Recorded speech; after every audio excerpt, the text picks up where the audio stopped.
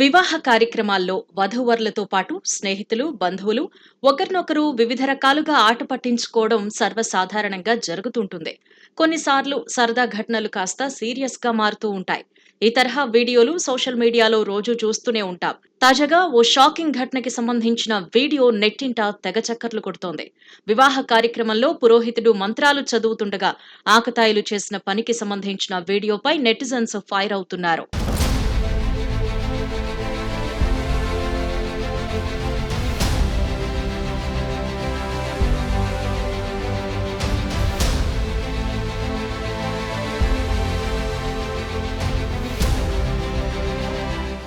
ఓ వివాహ కార్యక్రమంలో వధూవరులు వేదికపై ఉండగా పురోహితుడు వివాహ క్రతువును నిర్వహిస్తున్నాడు. అయితే కొందరు ఆకతాయిలు పురోహితుడిని టార్గెట్ చేసి మంత్రాలు చదువుతున్న ఆయన తలపై ఖాళీ సంచిని వేశారు.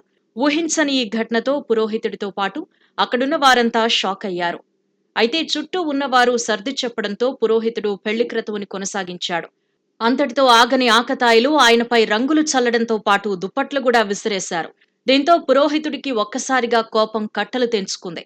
ఈ పెళ్లి చెయ్యను, నేను వెళ్లిపోతున్నానంటూ ఆగ్రహం వ్యక్తం చేస్తూ అక్కడి నుంచి వెళ్లిపోయే ప్రయత్నం చేశాడు. పక్కనున్న వారంతా పూజారిని బ్రతిమాలే ప్రయత్నం చేసినా అతడు మాత్రం వినిపించుకోకుండా వేదిక పైనుంచి దిగి దూరంగా వెళ్లిపోయాడు. ఈ వీడియో ప్రస్తుతం సోషల్ మీడియాలో వైరల్ అవుతోంది. దీనిపై నెటిజన్స్ వివిధ రకాలుగా స్పందిస్తున్నారు. ఇలాంటి ఆకతాయిలను కఠినంగా శిక్షించాలి అంటూ నెటిజన్స్ కామెంట్స్ చేస్తున్నారు.